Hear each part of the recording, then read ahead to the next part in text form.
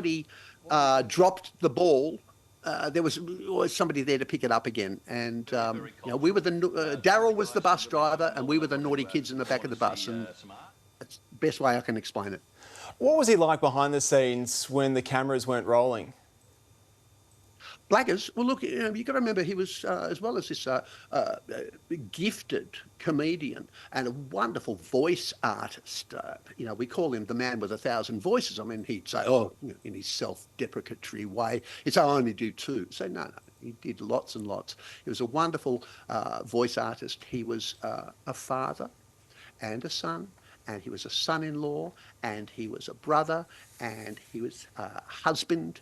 And so I had the absolute honour of serving alongside him, not just at Hey Hey, but when we did radio, and we became great friends because that's just a naturally intimate setting when you're having a chat between commercial breaks and during the news, and we became great mates then. So, and look, on the golf course, like if he got stuck in a bunker, he was no loss to the diplomatic corps, but nevertheless, we're all a bit like that at times. We often talk about his TV career, but he had a big radio career as well. That had so much profound impact there as well, didn't it? I learned a lot from John. We did a couple of years breakfast together in the late 80s, and it was wonderful. I mean, he was just my idol for... it was one of my... Look, not only was John like a hero sort of entertainment-wise, because he was like fast and he paid attention and guided me there.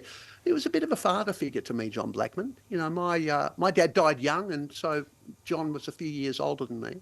He would have been 77 in July. I'm now 50. So anyway, but he was just a real guiding light. He'd been incredibly brave as well. He's had a long cancer battle. How did he handle those years? Look, the ordeal that he endured when he had to have his jaw reconstructed and that plastic surgery and the rehab and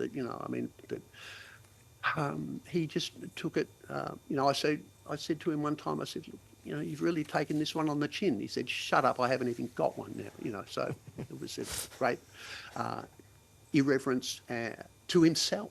He could laugh at himself, and that's the thing, man. There you go. For a funny guy, and he was. One of the reasons he was funny is that he could laugh at himself, and he's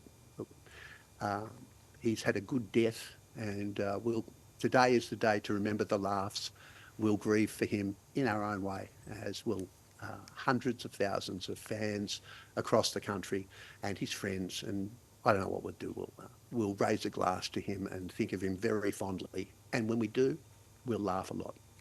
Very well said. I know it's an incredibly sad day, and our thoughts are with you and John's family. Wilbur Wild, thank you so much for your time today.